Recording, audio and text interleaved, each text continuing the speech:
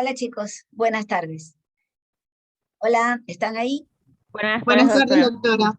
Buenas tardes. Buenas tardes, doctor. Un gusto estar de nuevo con ustedes. Bueno, vamos entonces hoy día a continuar. Una pregunta, antes que me olvide. ¿Quién es el representante de este grupo?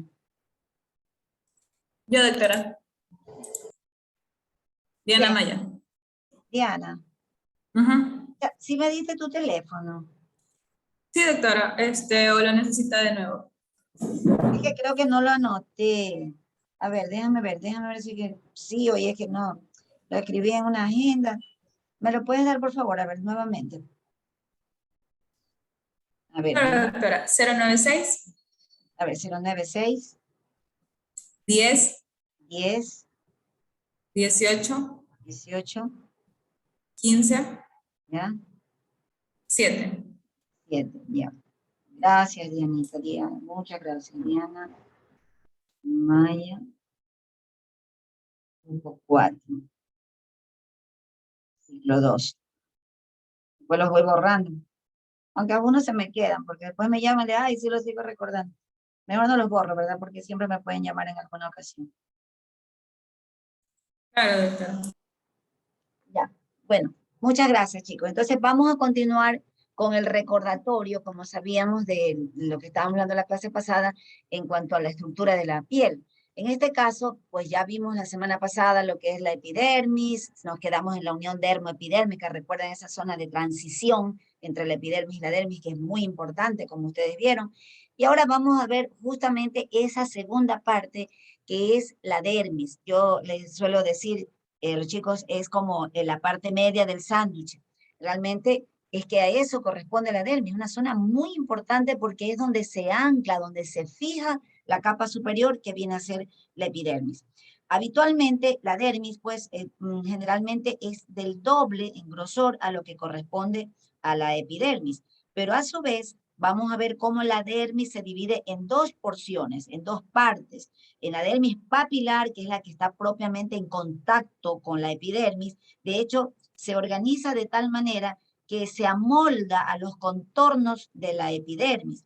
Ustedes recuerdan que no es que la epidermis en la línea basal, no es que sea como algo lineal, algo recto, ¿no? Sino que ustedes recuerdan por histología cómo se va viendo como una imagen acerruchada, ¿verdad? Como unas ondas. Entonces, allí nosotros vamos a ver esa excrescencia sumamente pues que van hacia la parte superior, se llaman las papilas de la dermis. Por eso esta porción, la parte superior, se llama dermis papilar. Entonces se entrelaza, se une con las crestas interpapilares que precisamente provienen de la epidermis. Entonces está todo bien unidito. La finalidad de esto justamente es porque ya vamos a ver más adelante cómo en la dermis sí vamos a encontrar ya ahí vasos sanguíneos y filetes nerviosos, a través de lo cual de esos vasos sanguíneos va a nutrir a la porción superior de la piel. En la epidermis, si ustedes recuerdan, no mencionamos que había vasos sanguíneos, nada. Y la única sensibilidad que provenía era de las células de Merkel. ¿Se acuerdan que con el polo inferior se unía justamente con terminaciones nerviosas libres, formando los discos táctiles de la dermis? Pues es la única. Pero sin embargo, la dermis prolonga, ya vamos a ver unos corpúsculos y unas terminaciones nerviosas para darle sensibilidad a la epidermis. Entonces es muy importante cómo se une, ¿no? Entonces, esta dermis realmente, como les decía, cumple una función que ya vamos a ver más adelante, demasiado importante, porque es la que va a servir de sostén, de donde se va a agarrar realmente la epidermis sobre ella. Entonces, la porción superior es la dermis papilar, con la parte que les acabo de mencionar, con todas esas papilas, y en este caso tiene ya la presencia de colágeno. Si ustedes recuerdan, en la unión dermoepidérmica ya habíamos visto que había colágeno. Recuerdan el colágeno tipo 4 y había colágeno tipo 7, pero no es un colágeno todavía de tipo verdaderamente de sostén, era simplemente como en la cual la epidermis se continuaba con la dermis, no, o sea, como prolongándose o sosteniéndose levemente, pero no es el verdadero colágeno que nos da firmeza a la piel. Ese es el que proviene de más abajo, de la dermis. Entonces, en esta dermis papilar vamos a ver la presencia de ese colágeno y es en forma vertical, como son así como prolongaciones verticales, ¿verdad? Como ondas que les estoy diciendo, pues allí vamos a encontrar fibras de colágeno delgadas, no son tan numerosas, y en esta porción hay cantidad de células que ya las vamos a ver, el componente celular fijo, ya vamos a ir viendo cada una de ellas. Y en la parte inferior, la más profunda de la dermis, es la dermis reticular, que generalmente corresponde al doble de grosor que la dermis papilar en toda la piel. Hay áreas más gruesas, obviamente, como es el dorso del tronco. Allí la dermis es más gruesa. Entonces, sin embargo, siempre la dermis reticular duplica a la dermis papilar. Y aquí, en este caso, las fibras de colágeno, que ya vamos a analizar esa proteína, realmente se dispone en forma horizontal como un canasto, como una cesta, dice, ¿no? Entonces, y son gruesos esos haces de colágeno, muy gruesos y muy entrelazados. Y entonces ya vamos a analizar cada una de estas porciones. También en algunos textos ustedes pueden encontrar cómo la dermis se la denomina corión, ¿sí? Entonces aquí vemos asimismo los componentes que tiene, así como vimos en epidermis, ¿se acuerdan cada una de las células? Hay células que son más importantes, hay una más importante, en este caso que es el fibroblasto, también conocido como fibrocito, pero hay otras células también presentes que ya las vamos a ir analizando. Entonces, el fibroblasto, los histocitos, los mastocitos, también llamados células cebadas o células mastoideas, son el componente celular fijo. Fijo porque no se mueven, siempre van a estar allí. Pero también ya vamos a ver que hay un componente celular migratorio que está compuesto por estas células: eosinófilos, linfocitos, plasmocitos, leucocitos, polimorfonucleares. O sea, todos estos tipos de células generalmente localizados alrededor de vasos sanguíneos. Estas de acá siempre están fijas en la dermis papilar y también alrededor de vasos sanguíneos y de linfáticos. Las proteínas, la proteína clásica, la más importante que forma parte de la dermis, ya les mencioné hace un ratito, es el colágeno, pero también vemos a las fibras elásticas. Vamos a ver quiénes están tratando de entrar, admitámoslos. Muy bien. Y las fibras elásticas. Entonces ya vamos a analizar el colágeno y estas fibras elásticas. Pero todo este componente, tanto el componente celular fijo como este componente migratorio que lo vemos aquí abajo, están inmersos en lo que se conoce como la matriz celular. También le dicen matriz difusa, ¿no? Contenida básicamente, o lo que contiene, son proteoglicanos y glucosaminoglicanos, que realmente es una sustancia, también llamada sustancia fundamental, donde ella aproximadamente atrae al 1000% de agua en relación a su peso. O sea, es donde realmente se retiene el líquido. ¿Dónde está la hidratación de la piel? En la dermis, en este componente celular, en la matriz celular. Bien.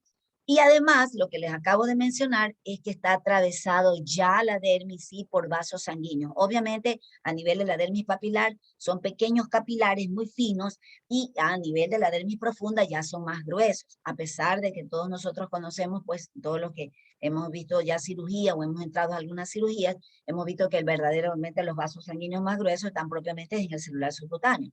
Pero aquí en la dermis ya hay todo. Inclusive, miren ustedes, linfáticos y nervios. Ahora sí vamos a ir analizando entonces cada una de las células, de los componentes celulares que tienen. En primer lugar vamos a ver al fibroblasto. El fibroblasto también lo pueden encontrar ustedes en textos que dice fibrocito, es la misma célula, ¿no? Se deriva del mesénquima y migra a través de los tejidos, siendo que la responsable de síntesis y degradación a la vez de proteínas de la matriz. El mismo fibroblasto. A su vez, pues realmente vamos a encontrar que produce el fibroblasto un tejido fibroso, es decir, ella es la que produce al colágeno y a las fibras elásticas, eso sería el tejido fibroso, y el no fibroso, que es la matriz que les acabo de decir, la matriz intercelular, la matriz difusa, donde está contenido los proteoglicanos y los glicosaminoglicanos. Entonces, todo lo produce esta célula, fibroblasto. Entonces, la célula estrella o la célula principal de la dermis es el fibroblasto. Entonces, por lo tanto, ¿qué es lo que ocurre? Este fibroblasto le va a proporcionar el esqueleto, la estructura a la matriz extracelular, promoviendo al mismo tiempo esa interacción que hay entre la epidermis y la dermis. O sea, es la base, ¿no? Ya vamos a ver cómo el colágeno que lo produce este fibroblasto es tan importante en todos los órganos, aunque obviamente estamos concentrándonos en lo que se refiere a la piel. Es el ladrillo principal, la estructura principal. Lo que le caracteriza es que nosotros lo vamos a ver como células estrelladas, como lo están viendo así, aquí de esta manera, tienen justamente un núcleo grande, todo, un aparato de Golgi muy prominente. Estas son características de las células que son secretoras. Siempre que una célula es secretora, se caracteriza por tener un núcleo grande y un gran aparato de Golgi. Recuerden, produce al colágeno, produce fibras elásticas y también a la matriz. ¿Sí? La matriz difusa, donde ellos mismos están inmersos. Mire, el mismo fibroblasto lo produce. Entonces vamos a encontrar que de esta matriz, pues, como les decía, las glucosaminoglicanos que predominan y proteoglicanos, tenemos al condroitin sulfato y al dermatan sulfato. Sino que curiosamente, a partir de los 40 años, comienza a aumentar más bien el contenido del dermatan sulfato, disminuyendo el del condroitin. En dermis, miren el aspecto que también suele tener el fibroblasto. Puede ser como un huso, como lo estamos viendo aquí. O sea, en unas ocasiones es estrellado, con aspecto estrellado, y en otras como un huso, pero siempre manteniendo la característica de su núcleo grande de ser una célula secretora. El otro grupo celular que vamos a encontrar allí, no menos importante también, pero encontramos dentro de la dermis, son a los histiocitos, también conocidos como macrófagos. Ustedes lo conocen muy bien, porque justamente, ¿cuál es la característica de un macrófago? Fagocitar, ¿verdad? Entonces ellos fagocitan justamente cualquier sustancia que pueda ser o material que pueda ser extraño precisamente para, en este caso, para el organismo, para la piel. Entonces lo fagocitan, pero también procesan y presentan antígenos a las células linfoides. Interesante. Ya vamos viendo cómo no solamente son las células del Langerhans, que la vimos la semana pasada, ¿no? Sino que también en este caso, estos histiocitos o macrófagos también cumplen esta función de procesar antígenos y presentarlos a las células linfoides.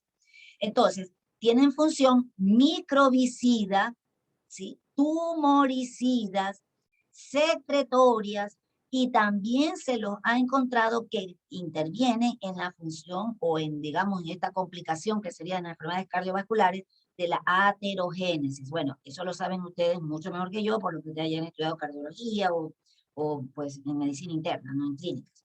Entonces, pero todo en función de estas células, los histiocitos. El otro componente celular fijo. Hola. Disculpe, ¿podría repetir las 4 funciones que mencionó? Las 4 funciones de los histiocitos. Ya, son microbicidas, ya el nombre les está diciendo, ¿no? Tumoricidas, secretorias, y también intervienen en la aterogénesis, que les decía, ¿no? O sea, justamente en este proceso de la formación de las placas de ateroma. El otro componente celular muy importante que también intervienen aquí en la dermis, que lo encontramos, especialmente todas estas en dermis papilar, eso es muy importante, en dermis papilar y también alrededor de los vasos sanguíneos y linfáticos, son los mastocitos. También, como les decía en algunos textos, lo encontrarán como células cebadas o como las células mastoides. Entonces, estas células también son secretoras. Ellas secretan, especialmente, pues ya les decía, ¿dónde la vamos a encontrar? Otro punto, la encontramos especialmente en la unión dermoepidérmica, muy importante. También se caracterizan por tener un núcleo grande, eso es importante, ya les decía que esa es la característica de una célula secretora, ¿no? Y lo importante es que ellas van a ser responsables en la piel de las reacciones de hipersensibilidad de tipo inmediato. ¿Y por qué? ¿Cómo lo hacen? Porque ellas tienen unos gránulos en su interior que son liberados ante determinados estímulos. Y esos gránulos que ellas secretan son la histamina, ¿verdad? Por eso tomamos antihistamínicos cuando hay un proceso de alergia, ¿verdad? Heparina, intervienen también en eso, liberan histamina o secretan histamina. Los factores quimiotácticos, tanto de neutrófilos y el factor quimiotáctico de eosinófilos. Entonces, es muy importante todo esto en relación a la anafilaxia, ¿no? Entonces, todo esto es importante y son producidas por estas células mastoideas o mastocitos, como también se las conoce. Ya veremos cómo al final vamos a ver todo de cada una de estas células, cómo interviene en la función que tiene la dermis. Y obviamente al final veremos las funciones de todo, de toda la piel, lo importante que es. Aquí tenemos un corte histológico de cómo es la dermis, ¿no? Acá miren, recuerden ustedes, ya vimos la semana pasada el epidermis, les decía que no es lineal, ¿verdad? No es una línea recta, sino que justamente están las crestas interpapilares, ¿sí? Provenientes precisamente de la epidermis, y estas son las papilas. Entonces, si ven cómo se entrelazan, ¿sí? Entrelazan unas a otras, porque aquí, por ejemplo, en la punta de estas papilas de la dermis, aquí hay los capilares. Entonces, a partir de estos capilares, pues se nutre la dermis, la epidermis, perdón. Entonces, es muy importante eso. Aquí también ya mismo vamos a ver cómo hay las terminaciones nerviosas libres para darle sensibilidad y ciertos corpúsculos en relación con ciertas sensaciones que tenemos, tanto de frío, de calor, y más abajo tenemos inclusive en celular subcutáneo otros corpúsculos que intervienen en la sensación de presión, o sea, cuando te presionan. Pero esto es lo que les digo, no es lineal, ¿ah? Miren ustedes, es así, como en acerruchado, ¿verdad? Se entrelazan las papilas con las crestas interpapilares. Miren lo que les decía, aquí el colágeno que proviene en que están en las crestas interpapilares, en las papilas, perdón, se dispone en forma vertical, siempre es vertical. Acá, en la dermis reticular, está como un tejido, como una imagen de canastilla. A más profundidad, entonces hay menos sustancia fundamental a mayor profundidad y hay mucha sustancia fundamental, la matriz que les mencionaba hace un rato, donde están justamente los glucosaminoglicanos, aquí hay abundante en la dermis papilar, pero a medida que profundizamos y hay mayor cantidad de fibras de colágeno, ya no hay tanta matriz, ¿eh? Más en la dermis papilar. Entonces vamos a estudiar a esta fibra muy importante y que todos nosotros los que estamos aquí las conocemos porque la hemos escuchado, que se toma colágeno, que se pone el champú con colágeno y la crema con colágeno, ¿verdad? Todos hemos visto eso, ¿no? Entonces, esta es una proteína muy importante para todo el organismo. De hecho, se conocen que hay 27 tipos de colágeno. Bueno, por alguna vez en una revista leí pues que inclusive se está determinando que son 28, pero bueno, lo que está documentado básicamente son 27 tipos de colágeno,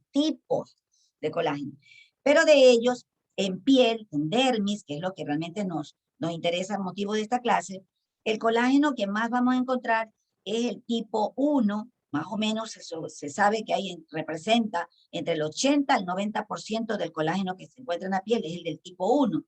En segundo lugar, es del tipo 3, que más o menos corresponde entre el 8 a un 12%, y luego el tipo 5, el colágeno tipo 5, que es menos del 5%, ¿no? Entonces, es muy importante. Este colágeno es, como les decía, el ladrillo, la estructura de todos los órganos, incluidas las paredes de los vasos sanguíneos, chicos, es muy importante. Entonces, ¿quién lo produce? Ya vimos que produce es el fibrocito o fibroblasto. Sin embargo, el colágeno tipo 4, que les vuelvo a recalcar, lo vimos la semana pasada cuando hablamos de la unión dermoepidérmica, no lo produce el fibroblasto, sino que lo produce el queratinocito basal. ¿Se acuerdan que les decía que se llama célula madre? Porque da origen a las otras células, pero es porque además también produce esta proteína. El colágeno tipo 4 es producido por el queratinocito basal, no olvidar eso, ¿no? Bueno. Como les decía, en la dermis papilar el colágeno se dispone en forma vertical, no son muy abundantes, son fibras más delgadas, mientras que en la dermis reticular se dispone en forma horizontal, como entrelazados, como un canastillo, como están viendo aquí, y son más gruesas, entonces dando la imagen como una red, por eso se dice reticular. Eso es muy importante recordar. Algo que nosotros es frecuentemente motivo de consulta, las personas suelen preguntar si es bueno tomar colágeno, si te va a servir tomar una cápsula de colágeno, o lo están en boga que están ahora los caldos de hueso. Bueno, he escuchado, me han preguntado mucho los pacientes, y efectivamente el colágeno que se toma, sobre todo si es colágeno hidrolizado, ayuda, ¿verdad? Sirve para las articulaciones especialmente, porque estamos viendo que el colágeno está en todas partes, ¿sí? En todas las partes del organismo, forma parte de la estructura de todo órgano. Entonces, pero el colágeno que tenemos a nivel de la piel, en este caso de la dermis, repito, lo forma el fibroblasto. Entonces, lo que nosotros tenemos que darle al fibroblasto es el material para que pueda formar colágeno. Entonces, entre ellos son los aminoácidos como la glicina. La glicina es un aminoácido muy importante para que el colágeno, el fibroblasto forme colágeno, además unido a la vitamina C. Entonces, por otra parte, si lo que uno no quiere es destruir su colágeno, que es ley de la vida, ¿verdad? Uno va envejeciendo, a la edad de ustedes todavía están su piel muy tersa, aunque ya a partir, si alguien tiene 25 por arriba, ya comienza a ver la degradación del colágeno, y se debe a muchos factores, ¿no? Se debe pues a uno de los factores principales que induce a la destrucción del colágeno son los productos finales de la glicación avanzada, conocidos como age, ¿verdad? Parece age, o sea, pero son siglas, no es edad, por si acaso en inglés, no, son siglas, age, productos finales de la glicación avanzada. ¿Ustedes recuerdan los productos finales de la glicación avanzada? Y esto ya deben haber visto por endocrinología. ¿Recuerdan eso? O bioquímica. Bueno, recuerden que los age, o sea, los productos finales de la glicación avanzada, se forman por dos vías. Una, cuando inicias la reacción de Maillard, es decir, ya te comes un age, cuando uno come algo, una proteína o un carbohidrato que esté cocido a altas temperaturas, es decir, todo lo que sea frito, que esté asado, horneado, tostado, ahí se inicia la reacción de Maillard, ¿verdad? Chicos, déjenme contestar un ratito porque va a seguir sonando.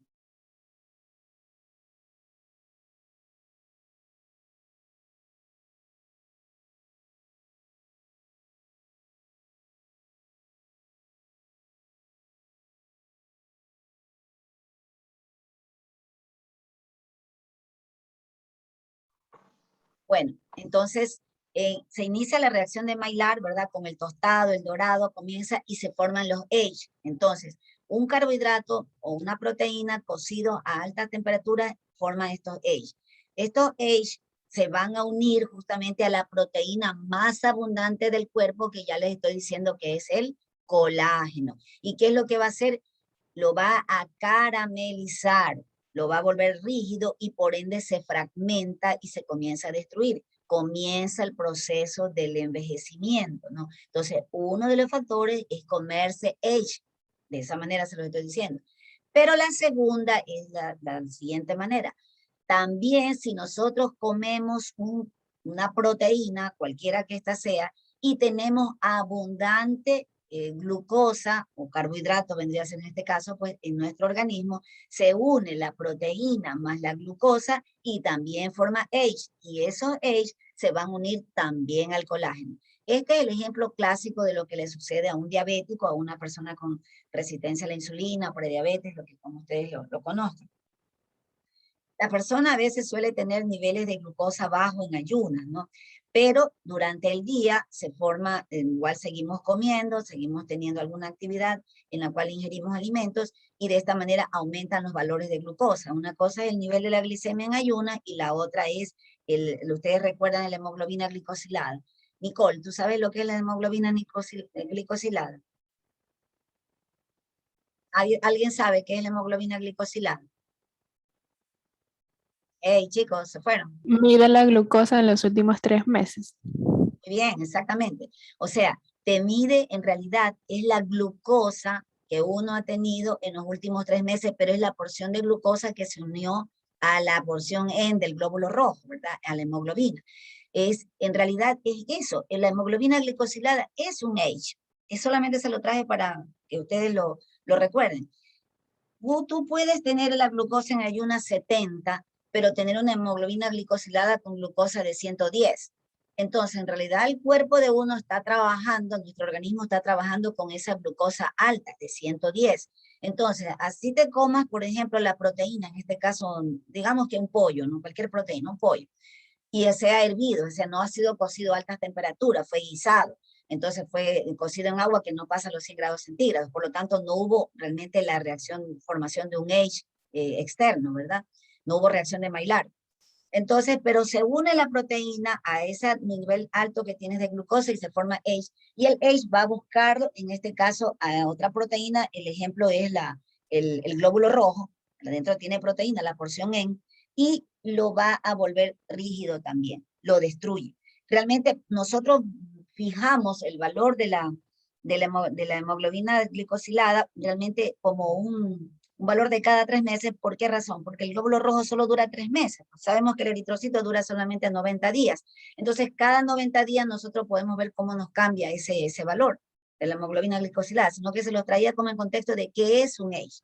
Ese es un H. Pero claro, en este caso estamos viendo en el glóbulo rojo. Pero asimismo, como busca el glóbulo rojo que tiene esa proteína, también se une al colágeno.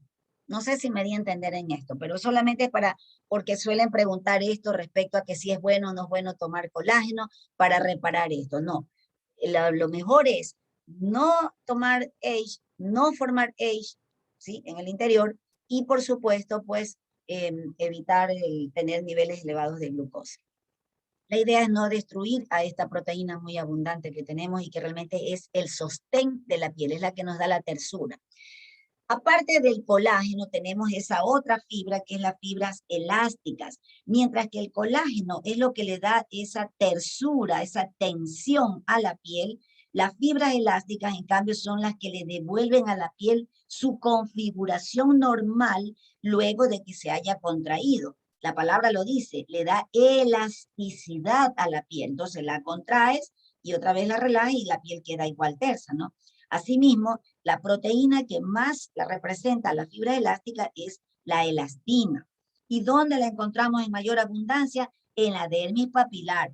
Asimismo, estas fibras elásticas comienzan a disminuir a nivel de la dermis reticular. Ahí más bien ya son, casi no hay mucha en la dermis profunda, en la dermis reticular. Miren ustedes, en esta imagen tenemos lo que en proporción, las fibras elásticas son mucho más delgadas, mucho más finas que el colágeno. Miren, lo que está en rosado representa el colágeno y las que están aquí en tono violeta, esa representa la elastina. Pero es lo que le da esa facilidad de contraerse y relajarse la piel. Le devuelve la elasticidad. Conforme a sí mismo pasa el tiempo, los mismos H también dañan a las fibras elásticas. Recuerden que busca a todo lo que es proteína. El ejemplo del glóbulo rojo es una forma, pero es para traerles el ejemplo de cómo sucede también con el colágeno y con las fibras elásticas. Aquí tenemos a la inervación dérmica. Les decía que aquí sí ya tenemos los pequeños filetes nerviosos sensitivos y también motores. Vamos a ver qué hay de estos dos grupos en la dermis. Además, los grupos, estos corpúsculos que les explicaba que son en relación con la parte sensorial. Tenemos entonces a los de Meissner, tenemos a los de Krauss que están relacionados con el frío o el calor. Vamos a verlos acá en una imagen. A ver, aquí. Miren ustedes, aquí tenemos la epidermis, ¿no? Aquí está la epidermis, miren ustedes, aquí está la unión dermoepidérmica, aquí tenemos las papilas de la dermis, y están viendo, les decía que es como una imagen ondulada, ¿verdad? Bien, aquí, bueno, aprovechando la imagen, vamos a ver cómo al tercer mes de gestación, la epidermis se invagina, estamos en los 3 meses de gestación, y va a formar, miren ustedes, este conducto que va a contener en su interior al folículo piloso, al pelo. Pero bueno, ya veremos eso. En todo caso, volviendo aquí en respecto a lo de la inervación y a los corpúsculos sensoriales, miren ustedes aquí. Aquí tenemos estos corpúsculos que están ¿en dónde? En la dermis papilar. Y tenemos a los de Krauss y de Meissner en relación justamente Krauss con el frío o el calor, como les decía, y sensitivamente o sensorialmente tenemos a los de Meissner. También tenemos a las terminaciones nerviosas libres, lo que les decía, que se unen esas terminaciones nerviosas libres con la porción inferior de las células de Merkel, y aquí se forman los discos táctiles de la dermis. ¿Recuerdan eso? Estas mismas terminaciones nerviosas libres que inervan, miren ustedes aquí, a esta porción del conducto piloso del pelo. ¿Recuerdan que les decía que hay sensación de que te tocan el pelo? ¿Sí recuerdan eso? Por las células de Merkel. Bien, porque están unidas por esto, mire, por las terminaciones nerviosas libres. Pero a su vez, el mismo conducto piloso, miren ustedes, en su porción inferior, también está inervado. Entonces tenemos aquí a las terminaciones nerviosas libres, es muy importante. Hay algunos pacientes que ustedes alguna vez van a tener o tal vez hayan escuchado, como hay personas que tienen sensibilidad, dice, especialmente relacionado con cierta alopecia, ¿no? Bueno, no es motivo de esta clase, pero hablando de la alopecia androgenética, entonces son personas que tienen, dice, me duele, siento que tengo una sensibilidad en el cuero cabelludo, y está en relación justamente con estas terminaciones nerviosas libres. Bueno, también tenemos a corpúsculos de Ruffini y Pacini, pero básicamente esto es más profundo. Esto aquí ya es prácticamente el tejido celular subcutáneo que ya vamos a ver, los de Pacini especialmente. También tiene unas terminaciones motoras. Las de acá eran del tipo sensorial, sensitiva. Acá es motora, miren. Una de estas ramitas, de estos filetes motores, van a inervar a este músculo que vemos aquí, que se llama justamente el músculo erector del pelo. Todos hemos tenido alguna vez la sensación de piel de gallina, ¿verdad? Cuando hace mucho frío se nos pone la piel de gallina. Ya vamos a ver que eso es importante porque es parte de la función que cumple la dermis. Justamente al ponerse la piel de gallina, cuando hay una sensación de mucho frío, se activaron justamente estos filetes motores provenientes de la dermis y activan al músculo erector del pelo, con lo cual se contrae, se eriza y eso ayuda, empiezas a tiritar, ¿verdad? Hace mucho frío, uno comienza a tiritar, entonces eso ayuda a entrar en calor al organismo, o sea, está ayudando para mantener el calor corporal en caso que estemos en una situación de mucho frío. Por lo contrario, si hay una sensación de mucho calor, una temperatura pues, ambiental muy alta, ¿qué es lo que comienza a suceder? Comenzamos a sudar, ¿no? Y es que estos mismos filetes nerviosos, miren, ustedes van a inervar a las glándulas sudoríparas ecrinas, que ya las vamos a estudiar, y justamente van a producir que libere sudor, con lo cual se produce un enfriamiento de la piel, contribuyendo a mejorar esa sensación del calor corporal que tenemos, ¿no? Miren ustedes, todo esto ocurre en la dermis o proviene de estos filetes nerviosos, tanto sensitivos como motores, que se encuentran en la dermis. Pero resulta que también tenemos irrigación cutánea, es decir, que ya tenemos vasos sanguíneos y linfáticos. Como les decía, no son tan gruesos, pero ya hay. De hecho, es lo que va a nutrir a la epidermis y obviamente le nutre justamente a la misma dermis, ¿no? Entonces, aquí tenemos proveniente inclusive de ramificaciones de vasos más profundos, bastantes filetes vasculares aquí, vasos sanguíneos y vasos linfáticos. Cuando nosotros pinchamos algo donde esté únicamente la epidermis, no va a producir sangrado. En el momento que nosotros producimos sangrado fue porque topamos o la punta de la papila de la dermis o nos fuimos un poquito ya más profundo, donde hay vasos sanguíneos verdaderamente más gruesos. No hay epidermis jamás. Entonces, con lo que acabamos de ver, ¿cuáles serían las funciones de la dermis? Miren ustedes, cumple función inmunológica. Ya vimos que inclusive los histiocytos, ¿verdad? Procesan y presentan antígenos. También por los mismos mastocitos, las células mastoideas, ya vimos que justamente intervienen o son responsables en las reacciones de hipersensibilidad de tipo inmediato. Entonces, todo esto está dado por ellos. También hay el componente migratorio que les decía, ¿no? Hay eosinófilos, por ejemplo, que están interviniendo precisamente en funciones de alergias en estos casos. Pero hay otros componentes celulares. Veíamos leucocitos polimorfonucleares, o sea, tienen que ver con un componente de inflamación. Es decir, que a fin de cuentas tiene una función de inmunológica por la acción de cada uno de estos grupos celulares. Protección mecánica. Así es, una piel tersa, una piel donde tiene su colágeno en forma abundante, es una piel que realmente tiene una protección mecánica a la epidermis. Si uno se hace un trauma, por ejemplo, un golpe, algo donde hace una depresión en la epidermis, si hay suficiente colágeno, o sea, si tenemos una piel todavía tersa, como la tienen ustedes, pues realmente no va a producirse mayor daño, la piel se recupera, la epidermis realmente se sostuvo bien en la dermis y por ende va a recuperar otra vez su forma original, tanto por el colágeno como por las fibras elásticas que acabo de mencionar. ¿Qué les decía justamente? Mantiene la homeostasis, o sea, siempre se van a estar formando células provenientes precisamente de los fibroblastos que están allí en esta dermis papilar especialmente, ¿no? Contribuyen a la termorregulación que les acabo de mencionar por medio de las terminaciones estas motoras, ¿no? En el caso del músculo erector del pelo y en el caso de las glándulas sudoríparas encrinas. Entonces contribuye a la termorregulación para que no haya mucha sensación de calor ni mucha sensación de frío. Y por supuesto retiene agua a base de lo que les decía justamente de la matriz, esa matriz difusa que contiene estos proteoglicanos y glucosaminoglicanos. Recordar, les decía que los proteoglicanos que más vamos a encontrar son el condroitin sulfato y el dermatan sulfato, y que a partir de los 40 años este componente, el dermatan sulfato, comienza a aumentar en relación al condroitin. Es decir, a medida que pasamos ya los 40 años, en realidad el dermatán es el que comienza a aumentar y disminuye el condroitin. Muy importante eso, ¿no? Cuando haya el envejecimiento. Bueno, ahora vamos a ver, ya dejamos a la dermis con cada uno de sus componentes tan importantes, cada uno de ellos, y vamos a centrarnos ahora en el tejido celular subcutáneo. Es el tejido graso, ¿verdad? Que también por muchas personas, pues, no les gusta, no la quieren el tejido celular subcutáneo, ¿verdad? El clásico que nosotros vemos alrededor del abdomen, como los rollitos, ¿no?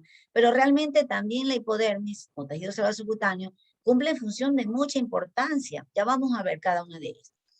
La célula sí mismo que la representa es el adipocito maduro, importante. También la pueden encontrar en algunas publicaciones como células en anillo de sello. ¿Y por qué se la denomina así?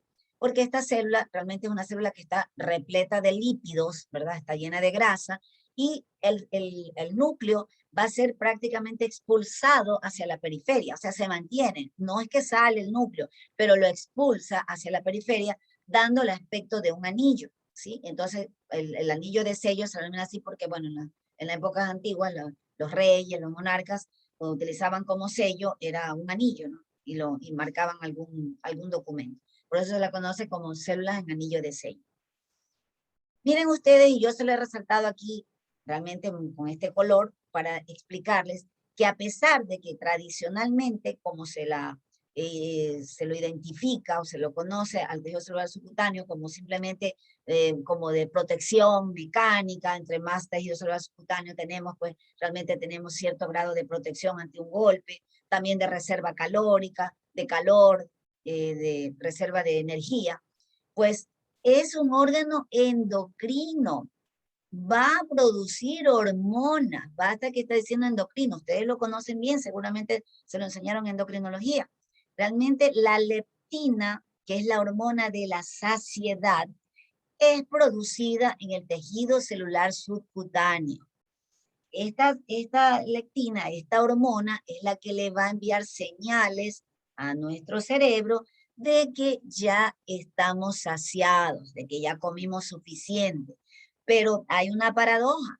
A mayor tejido celular subcutáneo, es decir, entre más grasa tenemos, va a haber una excesiva cantidad de leptina y paradójicamente se produce una resistencia a la leptina. Es decir, muy similar a lo que ocurre en las personas que tienen resistencia a la insulina, ¿verdad? En los diabéticos o prediabéticos. En este caso es una resistencia a la leptina. Mucha producción de leptina produce resistencia. No se envía la señal al cerebro y por lo tanto no estamos saciados, queremos seguir comiendo. Entonces se produce un círculo vicioso, sigue ganando peso y del cual es más difícil salir. Entonces, aquí resulta que en este tejido celular subcutáneo vamos a encontrar que hay una red vascular profunda. Aquí sí, ¿verdad? Ustedes han entrado a la cirugía, ustedes ven como realmente a mayor grasa, realmente allí hay que hacer coagulación, electrocoagulación o ligadura de pequeños vasos que ya están ahí. O sea, en comparación con los que estábamos hablando de la dermis, aquí ya son vasos gruesos realmente, ¿no? También vamos a encontrar las porciones inferiores de algunos folículos pilosos. El folículo piloso que ya vamos a ver, vemos la imagen que teníamos aquí. Miren ustedes aquí, todo esto es el folículo piloso. Hasta aquí, por ejemplo, es dermis, pero en algunos casos esto ya está desde tejido celular subcutáneo, o sea, más profundo. El pelo realmente viene desde la profundidad. Entonces vamos a ver ahí, vamos a encontrar los corpúsculos de la presión, que les decía, los cambios de presión, que son los de Pacini, Vater, Pacini, y también los de Ruffini, los cuales están más en relación con el calor. Por eso, a mayor cantidad de tejido celular subcutáneo, más corpúsculo de Ruffini y la persona tiene más sensación de calor. Entonces, una persona con sobrepeso, con obesidad, siempre están como acalorados, ¿verdad? Recordar a los corpúsculos de Ruffini. Entonces, con lo que acabamos de mencionar, ¿cuáles serían las funciones que tiene la hipodermis? Entonces vamos a ver aquí. La termorregulación, asimismo, ya estamos hablando como realmente una persona con mayor tejido celular subcutáneo va a tener mayor sensación calórica, lo cual, pues bueno, en determinados casos sería positivo, dependiendo del clima en el que te halles, y en otro, en cambio, pues va a ser, va a causar dificultad, ¿no? Amortiguación de traumas. Entonces nosotros hemos visto una persona muy delgada que realmente no tiene mucho celular subcutáneo, está más expuesta, por ejemplo, en un trauma. Una persona, un adulto mayor, por ejemplo, que está con bajo peso, realmente tiene más facilidad para un trauma. Entonces realmente amortigua, es como una especie de colchón. Reserva de calorías, ¿no? Bueno, en el caso de que alguien quedara atrapado, estuviera en una situación donde no tenga alimentos, bueno, entre más peso tenga, la verdad es que puede sobrevivir un poquito más que alguien que esté con caquexia, alguien que esté sumamente bajo de tejido celular subcutáneo, ¿no? Realmente en nuestra época es bastante difícil ahora, ¿no? La mayoría de la gente está sobrepasada. Aquí les decía que justamente interviene en esta relación entre la lectina y grelina. La grelina la produce en las paredes del estómago, recuerden, ¿no? Esta es la que te da hambre, en cambio, ¿no? La lectina es la de la saciedad. Pero algo importante es respecto a una función que se le ha encontrado al tejido celular subcutáneo y es que interviene asimismo en la inflamación. Entonces, resulta que el tejido celular subcutáneo, esa grasa o hipodermis, produce citoquinas. ¿Qué son estas citoquinas? Proteínas que intervienen en la inflamación, ¿verdad? La más importante que produce es el factor de necrosis tumoral alfa. Por ahora creo que todos la conocen muy bien porque se puso en boga desde el COVID, ¿verdad? Porque todos sabíamos muy bien que los pacientes que estaban con COVID y que eran justamente con obesidad, dice que tenían demasiada producción de factor de necrosis tumoral alfa, les iba peor con el COVID, no es lo que se encontraron en los estudios.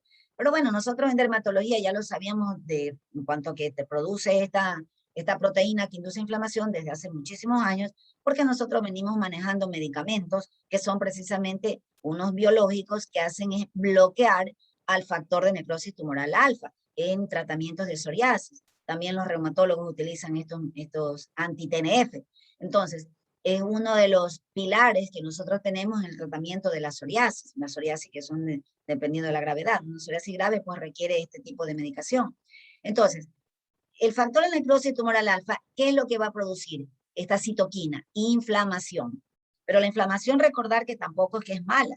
La inflamación local, una inflamación aguda, es necesaria. Lo que hace es que limita algún proceso. Tienes un trauma, te golpeaste, se te dematiza, se pone rojo, te evita no puedes caminar, por ejemplo, en un esguince, se produce justamente inflamación. ¿Para qué? Para que uno realmente no mueva el pie, por ejemplo, ¿no? Y el cuadro no perpetúe. Una infección, una erisipela, se queda localizado allí para que el cuadro no avance. Pero realmente ahí es beneficioso. El problema con el factor de necrosis tumoral alfa y las otras interleuquinas es cuando se mantiene activado en forma continua y va a producir lo que se conoce como la inflamación de bajo grado. Es decir, siempre lo va a tener, está produciendo esto, y esto sí te llega a producir patologías. Una de ellas, en este caso, la psoriasis, ¿no? En el caso que nos compete en dermatología. Entonces, nosotros utilizamos este medicamento contra esta molécula, contra esta citoquina, para justamente corregir el proceso.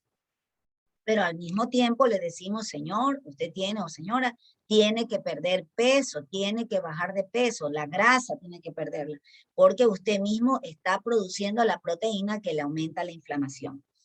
Por cierto, el factor de necrosis tumoral alfa, ustedes lo recuerdan y lo conocen muy bien por neumología, que ya deben haber visto, que justamente esta proteína o esta citoquina pues inhibe el desarrollo de la tuberculosis, ¿verdad? La tuberculosis pulmonar. De tal manera que nosotros, antes de dar un anti-TNF, digamos que la etanercept, adalimumab, infliximab, que son las tres principales moléculas, antes de dar este medicamento, nosotros mandamos a hacer una prueba, que ustedes la conocen muy bien, que es la prueba de Mantoux, o PPD, que se la conoce así, ¿no? Entonces, si la persona tiene positivo, significa que tiene una tuberculosis latente. Recuerden que nosotros vivimos en un país donde la tuberculosis es realmente, y es endémica.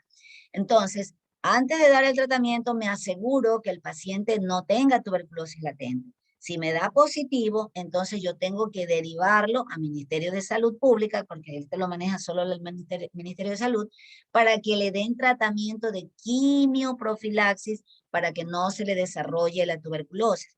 Le dan el medicamento para la tuberculosis y luego del mes iniciamos el tratamiento contra el factor de necrosis tumoral alfa. Lo que sucede es que si yo con el medicamento bloqueo a esta molécula, no va a haber quien lo detenga al bacilo y va a producir justamente la enfermedad. Entonces, muy importante recordar eso.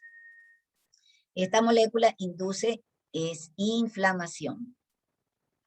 Vamos a ver entonces otras de los componentes que tiene la piel y vienen a ser los anexos o anejos, como también se lo conoce, o apéndices cutáneos.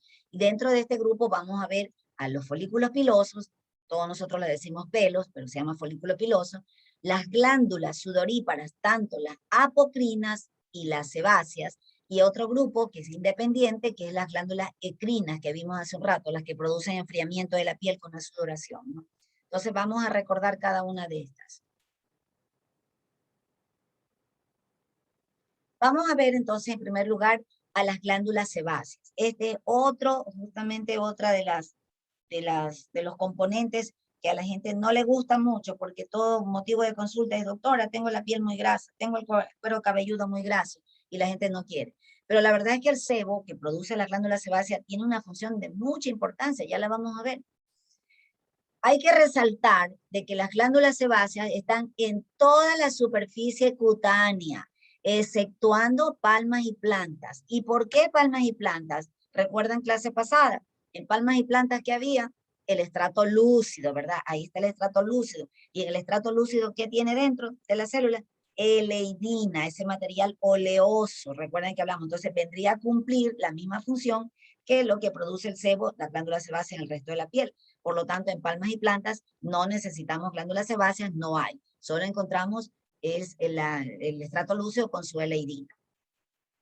Ahora, toda la piel está cubierta y tiene glándulas sebáceas, pero hay sitios donde nosotros vemos que hay mayor densidad, hay mayor concentración. Generalmente la frente, ¿verdad? La frente suele ser grasosa, un sitio del acné, por ejemplo. También cuero cabelludo, que es otro motivo de queja. A la gente le molesta el cuero cabelludo graso. La línea media del dorso del tronco es muy importante. Son los sitios del acné, como les decía, y también la cara anterior del tórax. Sin embargo, nosotros podemos encontrarla en semimucosas, por ejemplo, los labios. Muy importante esto. Tal vez alguno de ustedes haya tomado o haya visto algún paciente al que le han mandado un medicamento para el acné, que es la isotretinoína, la oral. Entonces, este medicamento, su mecanismo de acción principal, entre otros, es que inhibe el desarrollo o el crecimiento de la glándula sebácea, o sea, la inactiva. La empieza a inactivar y la glándula comienza a disminuir de tamaño, por ende deja de producir sebo, la piel se vuelve seca. Pero uno de los efectos indeseables o colaterales que tiene este medicamento, por ejemplo, es que los labios se resecan mucho, se secan, realmente se producen fisuras. ¿Y a qué se debe? Porque actúa sobre las glándulas sebáceas. Ya les decía que aún en las semimucosas hay menor densidad y menor concentración. Por eso cuando uno le falta algo, realmente se nota más la escasez cuando tienes poco, ¿verdad? Todavía que tenías poco, vienen y te lo quitan, ¿verdad? Eso vendría a ser lo que sucede en los labios. La pastilla, como siempre le digo a los pacientes, no es inteligente, debería actuar solo donde está el acné, no, sino que toda la piel donde haya glándulas sebáceas va a resecarse. Entonces ese es un efecto secundario que tiene que uno lo puede corregir, ¿no? Pero en todo caso es debido a eso, porque se inactiva la función de la glándula sebácea. La función de esta glándula realmente comienza en la etapa de la pubertad, coincidiendo justamente con la acción de los andrógenos. Entonces, su función realmente está determinada por influencia de las gónadas, es decir, hormonal. Entonces, todo esto es muy importante, como ya vamos a ver dentro de las funciones que cumple el sebo, el indeseable sebo que a la gente no les gusta. Siempre va a estar secretando, como les decía, a partir de la pubertad, algunos en mayor cantidad, dependiendo justamente de estos andrógenos, y entonces eso va a hacer de que la piel esté en áreas más sebosas que en otras, y donde haya mayor concentración de estas glándulas. Las funciones del sebo, que les decía que lamentablemente a veces sí está en exceso, pero la verdad es que tiene una función importante. Miren ustedes, es de barrera, es de protección. Así como vimos en la parte superficial como la queratina, el estrato córneo, recuerden ustedes cómo contribuye a la función de barrera cutánea, pues el sebo se une justamente con esa sustancia que producía justamente los gránulos de queratina, de queratoialina, recuerdan eso, los gránulos de queratoialina y de los corpúsculos de Otland, esos lípidos. El sebo se une a todos esos componentes, contribuyendo a formar el manto ácido lipídico. Por lo tanto, una piel que tiene esa parte, el sebo, realmente es protectora, contribuye a proteger más la piel. Las áreas resecas donde hay menos glándulas sebáceas, justamente son, por ejemplo, las piernas. Entonces son más fácilmente posibles donde puedan penetrar microorganismos. Ya vamos a ver eso. Por lo tanto, contribuye también a regular tanto la absorción como la pérdida de agua. Es como un aceite que tenemos ahí, no permite que entre todo ni que salga tampoco. O sea, es muy importante la función que cumple en regular esta absorción y pérdida de agua. Y esta es una de las funciones más importantes que tiene el sebo y es la de un efecto antimicrobiano. Miren ustedes, antifúngico y antibacteriano. Y esta, de ser antifúngico, es una de las más importantes. Ya veremos cuando estudiemos historia clínica dermatológica lo importante que es tener presente que las glándulas sebáceas se activan con la pubertad, de tal manera que eso va a influir hasta cuando yo tenga un diagnóstico que hacer. Si a mí me viene un niño, un escolar, por ejemplo, un niño de 5 años, con una placa alopécica, un área sin pelo en el cuero cabelludo, que tiene escamas y le pica, entonces yo voy a pensar más que seguramente tiene una tiña de la cabeza. Pero si esa misma característica de estas lesiones se me aparece en un joven de 20, 18 años que está con toda su etapa hormonal, por ende está secretando bastante sebo, voy a pensar en otro diagnóstico antes que una tiña, porque yo sé que tiene bastante sebo y el sebo es antifúngico, ¿sí? Entonces es muy importante eso, recordar esa función que tiene el sebo. Aparte, obviamente, que es lubricante. Por cierto, en oftalmología seguramente ustedes ya deben haber visto también esto, cómo hay glándulas que son obviamente glándulas especializadas, pero realmente son glándulas sebáceas. Son glándulas especializadas que están a nivel ocular. Tenemos a las de meibomio y de Zeiss. ¿Recuerdan que les hablé hace un ratito de la isotretinoína? ¿Cómo resecan los labios? Pues bien, como su mecanismo de acción es contra todas estas glándulas sebáceas, sea que sean especializadas o no, pues resulta que las personas que toman isotretinoína también suelen tener resequedad ocular.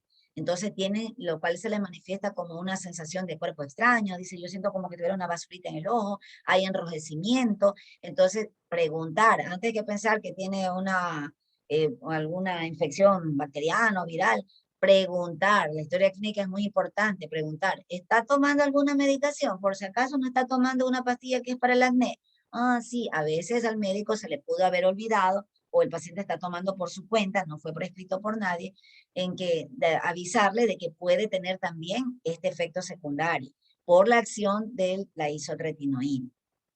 Y bueno, también está descrito de que resulta que el sebo se comporta como una feromona en algunos animales, ¿no? O sea, tiene esa función.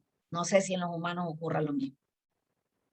Bien, en cuanto a las glándulas sudoríparas, hablamos que hay de dos tipos. Tenemos las apocrinas y las ecrinas. Las ecrinas, pues ya la vimos hace un ratito, que realmente son las que por acción de los filetes motores provenientes de la dermis van a contribuir justamente a regular la temperatura, ¿no? Entonces, a mayor calor, sudas y por eso contribuye al enfriamiento.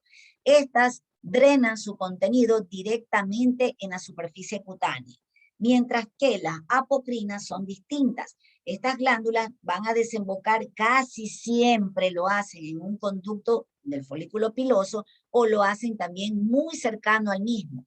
Eso es muy importante. Entonces, esta glándula apocrina va a secretar en el interior del conducto pilosebáceo, es decir, donde está, ya vamos a verla. ¿Dónde las vamos a encontrar con mayor cantidad? Las apocrinas. Las apocrinas las encontramos especialmente en pliegues grandes, como por ejemplo los pliegues axilares, en la zona genitoanal, también en cuero cabelludo. Ahí la vamos a encontrar. Pero en otras partes también las encontramos, pero en menor cantidad. Generalmente, como les decía, siempre desembocando en el conducto folículo piloso.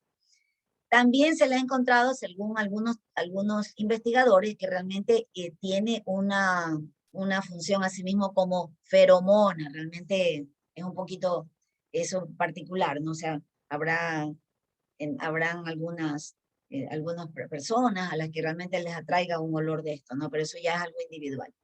Entonces, las apocrinas van a desembocar directamente en el conducto pilosebáceo o directamente en la piel, pero muy próximo al conducto pilosebáceo. Siempre lo va a hacer muy cercano. Las ecrinas sí van a verter directamente a la piel.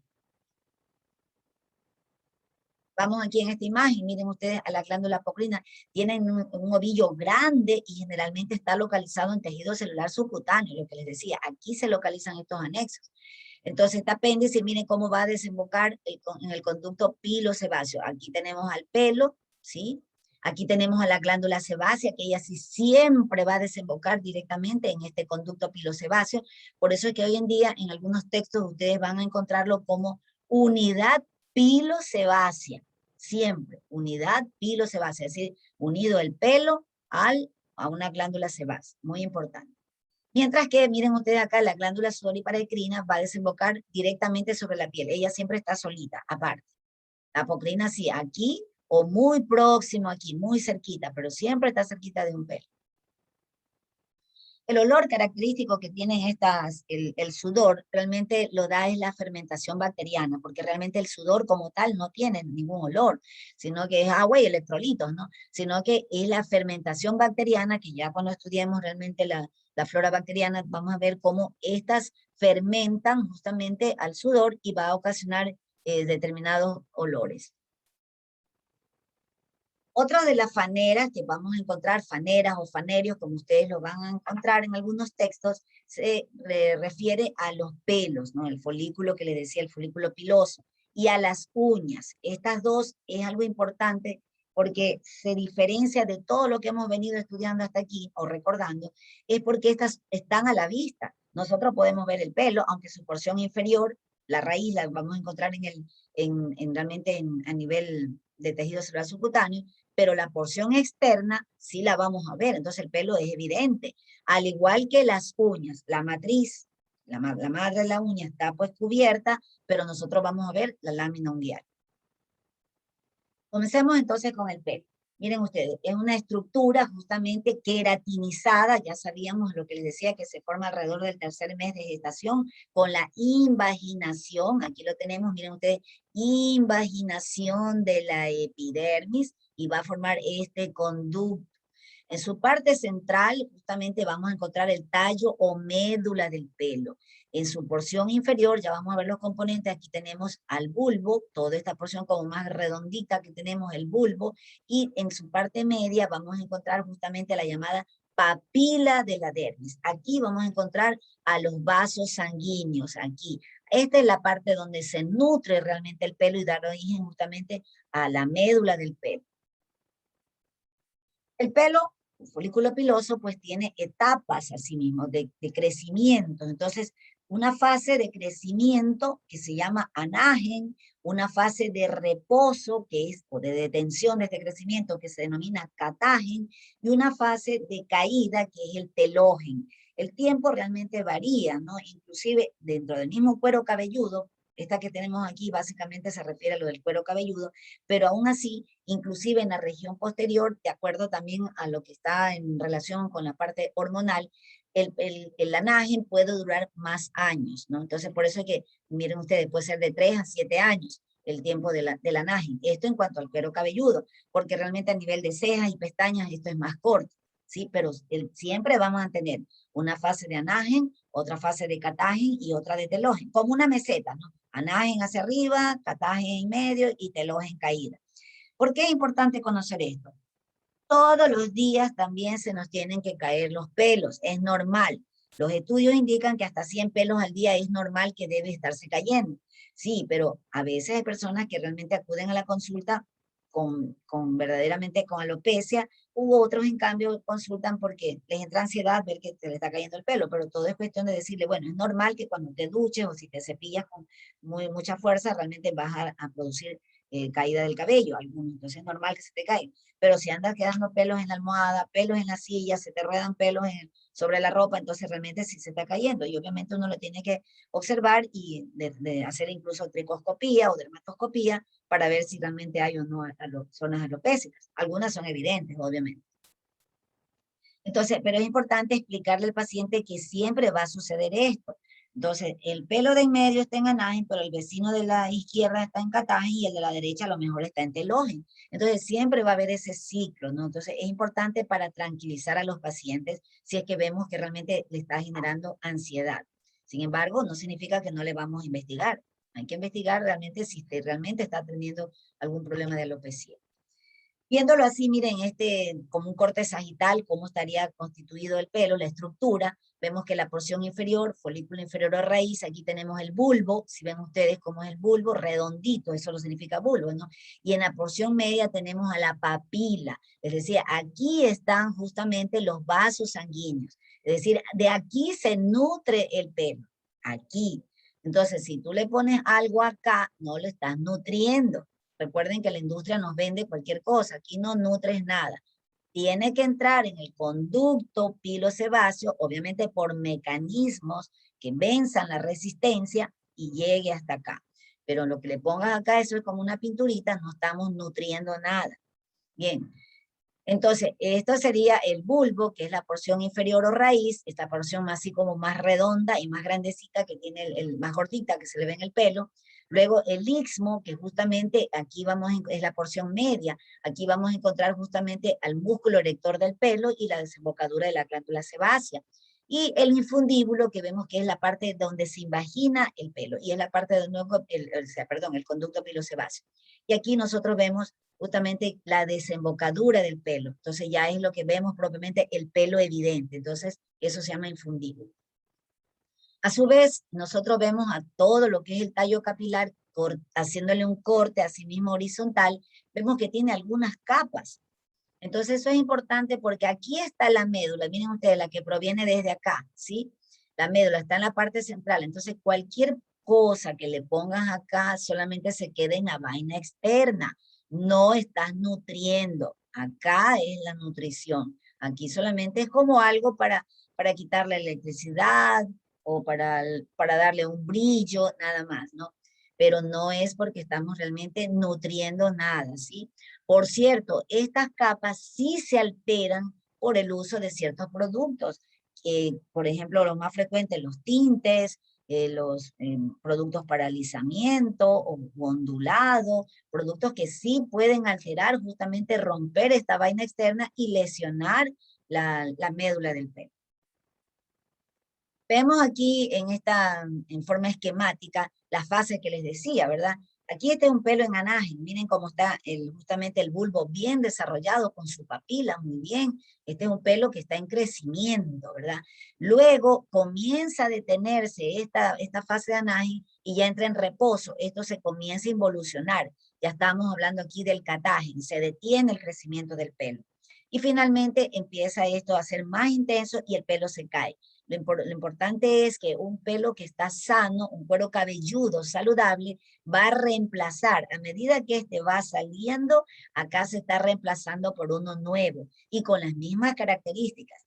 Lo que sucede es que, por ejemplo, en las personas que tienen alopecia androgenética, androgenética, es decir, que tienen que ver los andrógenos, las hormonas y la genética, o sea, la herencia que venga trayendo de alopecia, realmente esto de aquí ya no va a ser reemplazado por un pelo grueso terminal como el que estaba acá, sino que comienza a miniaturizarse, o sea, comienza a hacerse el pelo más delgado, más finito, termina como un vello. Entonces, cuando nosotros ya vemos áreas completamente de alopecia, ¿no? Los calvos, digamos así.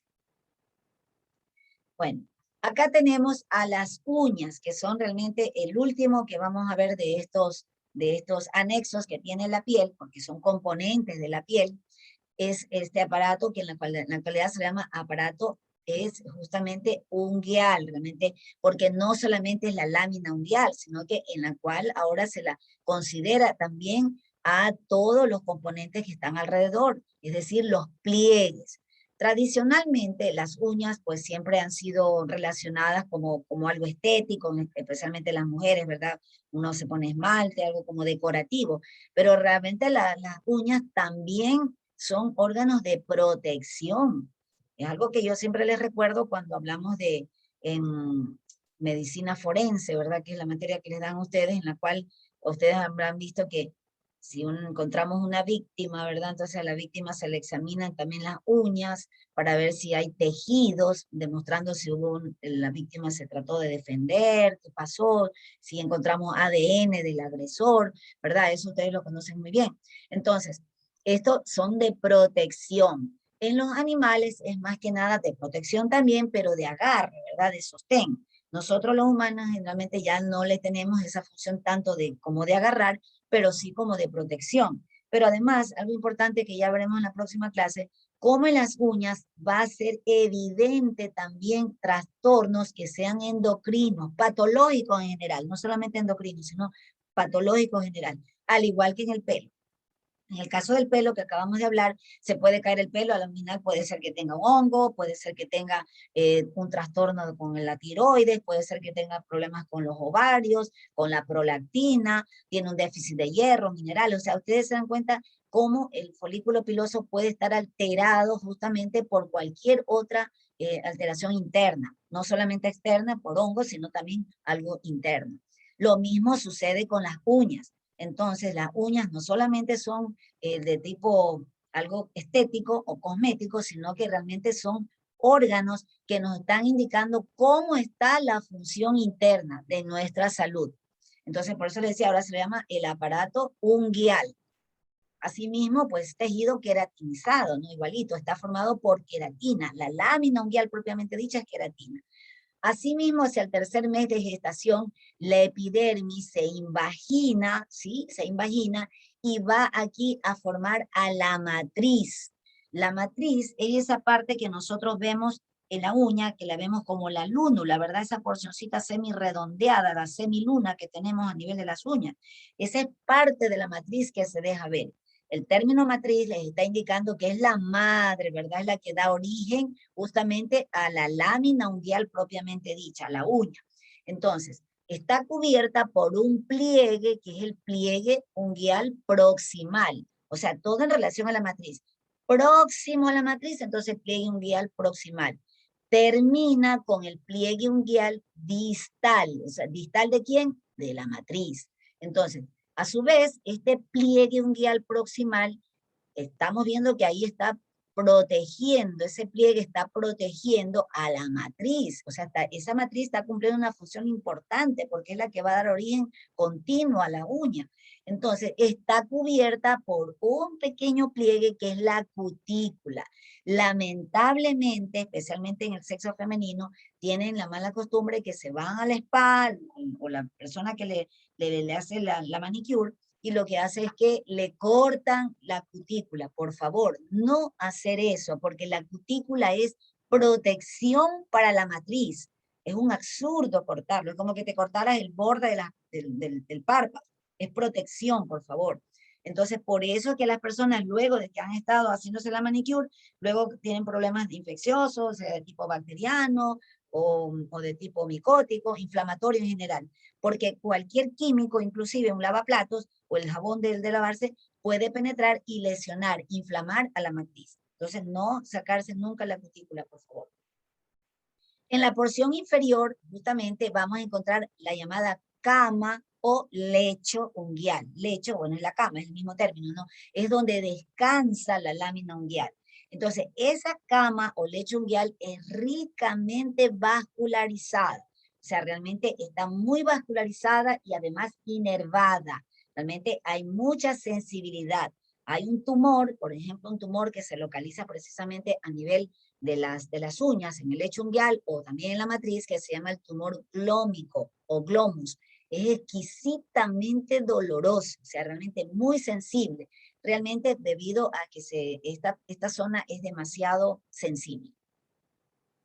A los lados nosotros tenemos los pliegues unguiales laterales. Entonces, cuando nosotros hacemos descripción en una historia clínica, decimos sí, encontramos que hay una unicolisis de predominio en el pliegue unguial lateral, por ejemplo, derecho. Entonces, es para la descripción y sabemos que allí está localizado lo que vamos a buscar en una historia clínica, una interconsulta que me manden, por ejemplo. La parte proximal, el pliegue unguial proximal, es decir, que está cerca de la matriz, se lo denomina eponiquio, también lo pueden encontrar así en algunos textos, y el distal se lo denomina hiponiquio. Entonces, recuerden ustedes ahora, no solamente la lámina unguial que se estudia, sino a toda esta porción terminal de la falange, de los dedos, justamente, y es la unión o el estudio de la lámina unguial con los tejidos circundantes. Entonces, por eso se llama aparato unguial. Y el estudio va a radicar no solamente en la uña como tal, sino en las alteraciones que hay en sus pliegues y en el lecho de la uña. Bien, ahora, con todo lo que acabamos de ver, ahora sí podemos ver las funciones que tiene la piel. Ya estudiamos a la epidermis, ya estudiamos a la dermis, y también ya estudiamos al celular subcutáneo. Por lo tanto, vemos que su principal función primerita es la de protección, ¿verdad? Barrera cutánea, ya vimos que es barrera por todos lados, realmente con el estrato córneo primerito, ¿verdad? Luego viene la producción del sebo, miren ustedes lo que acabamos de ver, la glándula sebácea produce sebo que contribuye justamente al manto ácido lipídico, que es protección. Induce justamente o inicia la formación de la vitamina D, es decir, metaboliza justamente a la radiación ultravioleta B, la B de burro, y esta es a nivel del hígado, también sigue la transformación, se metaboliza y finalmente el riñón es el que termina formando la vitamina D, pero el que inicia la producción es la piel, también que se puso muy en boga la vitamina D a raíz del COVID, ¿no? Se sabe cómo cumple, en realidad la vitamina D es una hormona, ¿no? Bueno, ya también eso en endocrinología le deben haber dicho. Es una hormona que tiene funciones justamente en relación a la inmunidad y a la inflamación. La piel también le vemos la función inmunológica. ¿Recuerdan las células de Langerhans? Estamos viendo ahorita también hace un rato cómo los histocitos o macrófagos también justamente presentan antígenos, y los mastocitos que intervienen en las reacciones de hipersensibilidad de tipo inmediato, ¿verdad? Con liberación, por ejemplo, de histamina. Entonces, todo esto interviene en la función inmunológica, la piel en general. La termorregulación, ya vimos, ¿no? Tiene frío, tiritas, ¿por qué? Por acción justamente de los filetes motores de la dermis, ¿a quién activa? Al músculo erector del pelo. O tiene mucho calor, entonces comienza el enfriamiento, justamente a través de ¿qué? De las glándulas sudoríparas ecrinas con su producción de sudor. Y también que vimos que el tejido celular subcutáneo, si tienes mayor cantidad de subcutáneo, vas a tener más calor, a menor cantidad de subcutáneo no vas a tener tanto calor. Entonces interviene en esa termorregulación, ese equilibrio. Es de sostén, en realidad, es de sostén, porque allí en la dermis, justamente hablábamos precisamente de que la epidermis se sostiene de la dermis. Entonces es un sostén que tiene la piel en general por medio le da a otros órganos inclusive. De atracción sexual, bueno, también le dan algunos investigadores, algunos autores le ponen como un atrayente, obviamente una piel tersa, joven, una persona joven pues tiene un atractivo en relación a una piel que esté ya muy envejecida, ¿verdad? Realmente es diferente. También se comporta como células madres, ¿no? A raíz del queratinocito basal que les mencionaba. Justamente ella es una célula madre y origina otras células y tiene funciones sensoriales que ya vimos justamente con todos estos filetes nerviosos y los corpúsculos, incluidos tanto los que están en la dermis como los de la presión, que son los de presión, pero de presionar, ¿no? En los que están localizados en el tejido celular subcutáneo. Recuerden los de Bader-Pacini. Bien, chicos, hasta aquí nos vamos a quedar. ¿Alguien tiene alguna ¿Alguna pregunta respecto a esto que hemos visto? Algo que les quiero decir, por favor, es que hoy día sí les voy a poner un foro. Recuerden que desde hoy día sí vamos a hacer. Les dejo el foro que va a estar abierto hasta las 23:59 para que, ya saben, suban ahí un par de archivos, ¿no? Algo que hayan leído respecto a lo que les voy a poner ahí en el foro, ¿no? Entonces, y a partir de la próxima semana vamos a poner la pregunta de rebote, ¿no? Basado en el video que les suba para que ustedes después, una preguntita básica de estas, porque hay que cumplir con todas las partes del Moodle, ¿no? ¿Está bien, chicos? Ok, doctora. Listo, Bueno, doctora. muy bien. Entonces, si no hay algo, pues voy a proceder a grabar este video y luego subirlo. Para mí ha sido un gusto. Buenas tardes. Muchas gracias, doctora. Gracias, doctora. Gracias, doctora. Gracias, doctor. Sí, doctor.